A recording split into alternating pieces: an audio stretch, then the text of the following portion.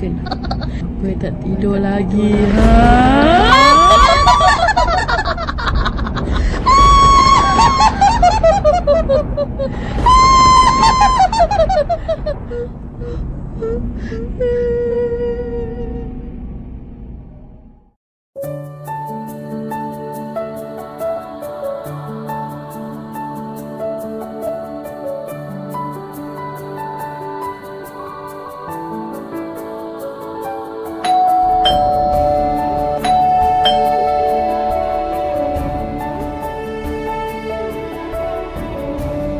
Good morning Anurag বাবু। Good morning. কি আমার কোথায় সংসার? আসুন আসুন।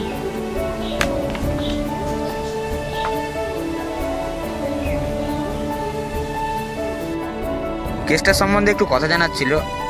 আচ্ছা, প্রথমে পরিচয় করে দিই, এ হচ্ছে আকাশ। গত মাসেই জয়েন করেছে, আগে বাঁকুড়া পোস্টিংয়ে ছিল।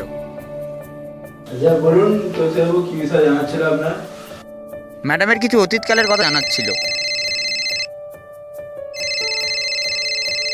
হ্যাঁ স্যার বলুন। আমি আর কৌশিক বাবু রাজবাড়িতে এসেছি লেখক বাবুর সঙ্গে কথা বলতে। বডিটা কার কিছু জানা গেছে? না, আমি এখন সেরকম কিছু জানতে পারিনি। আমি বাকিরঘাটে পৌঁছাচ্ছি, তোমরাও তাড়াতাড়ি আসো। হ্যাঁ হ্যাঁ, আমরাও বেরোচ্ছি।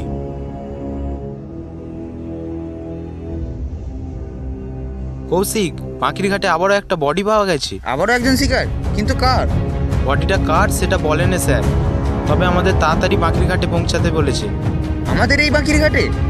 হ্যাঁ, জানোই তো এই একসিনি বাঁকিরঘাটে ঘোরাফেরা করে, ওখানেই শিকার করে। ওখানে গেলেই জানতে পারবো কালকে নতুন শিকার হয়েছে। আচ্ছা অনুরাগ বাবু, তাহলে আমরা এখন চলি। রইল চিত্তা ম্যাডামের কথা, আপনি চিন্তা করবেন না। চিত্তা ম্যাডামকে আমরা খুবই তাড়াতাড়ি খুঁজে বার করব।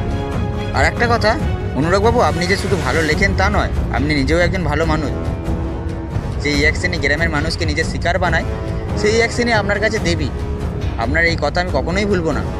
দেখবেন কৌশিক বাবু, আমার গল্প পাবলিশ হবে, আপনি কেন, যে পড়বে সেও মৃত্যুর আগে পর্যন্ত মনে রাখবেন।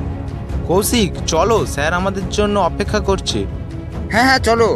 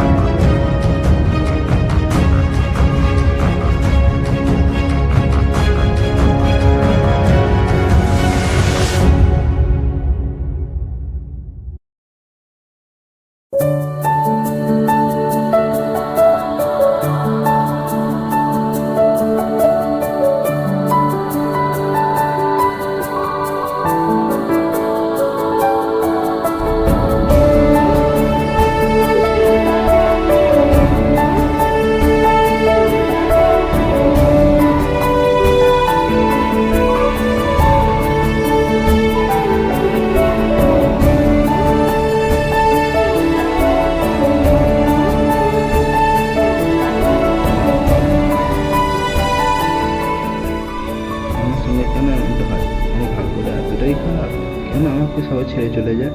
আমি কি এতটাই খারাপ যে কেউ আমার সঙ্গে থাকতে চায় না? কেউ থাকতে চায় না আমার সাথে, কেউ না, কেউ না। তুই খারাপ নয়, খারাপ তোর ভাগ্য। হ্যাঁ সত্যিই তাই, ভাগ্যটাই আমার খারাপ, যেটা ওপরওয়ালা কালো অক্ষরে লিখে রেখেছে। চিত্রা তোকে এই জন্য ছেড়ে যায়নি যে তুই একটা খারাপ ছেলে। তোকে ছেড়ে যাওয়ার কারণ তুই হেরে যাওয়া একটা ছেলে, যে নিজের জীবনে এখনো কিছু করতে পারেনি। ও জানে তোর মতো একটা হেরে যাওয়া ছেলের সঙ্গে এইভাবে জীবন কাটাতে হবে, এই জন্য তোকে ছেড়ে চলে গেছে।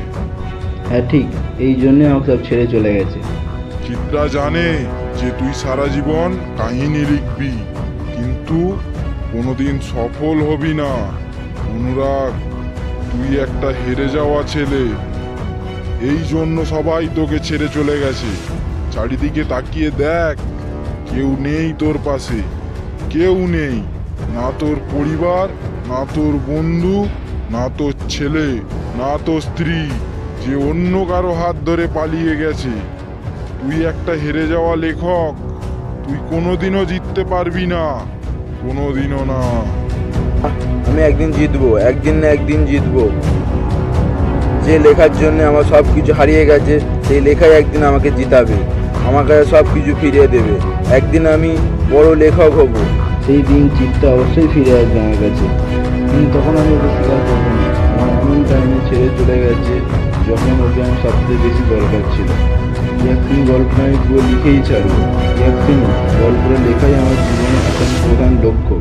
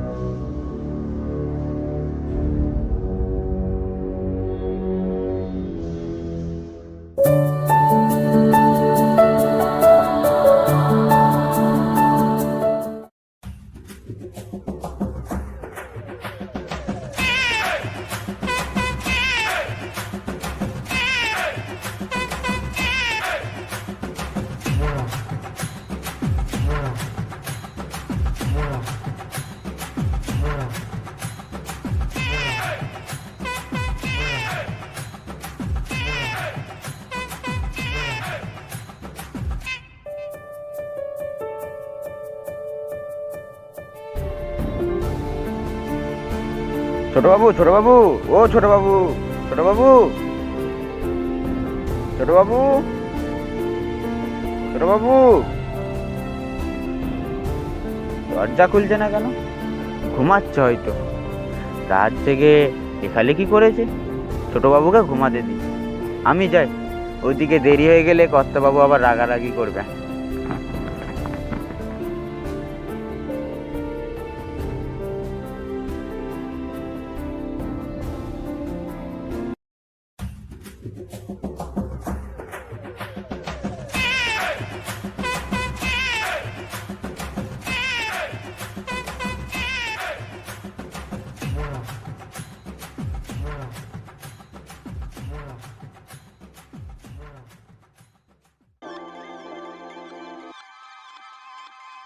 আরে পচা লেখক বাবু ওই কেসটার কোনো খবর আরে কোন কেসটার কথা বলছো গো রতনদা?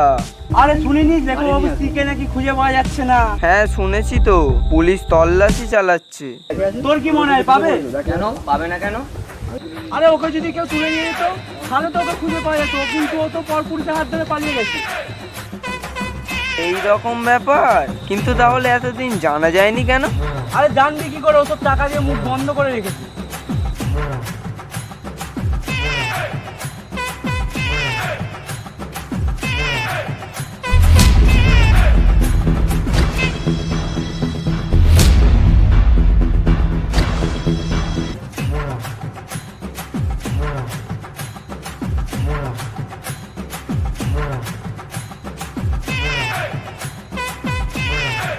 কর্তাবাবু, একটা কথা বলবো?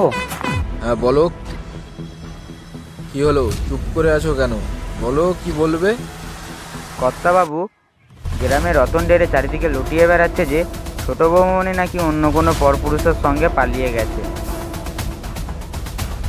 রতন ডেড়ের স্বভাব তো ওই রকম, বাড়িয়ে বাড়িয়ে বলে বেড়ানো। কিন্তু এতদিন পর্যন্ত অনুরাগের জন্য আমার মান সম্মান ধুলোয় মিশেছে। এখন যতটুকু ছিল তার স্ত্রী সেটা পূরণ করে দিল।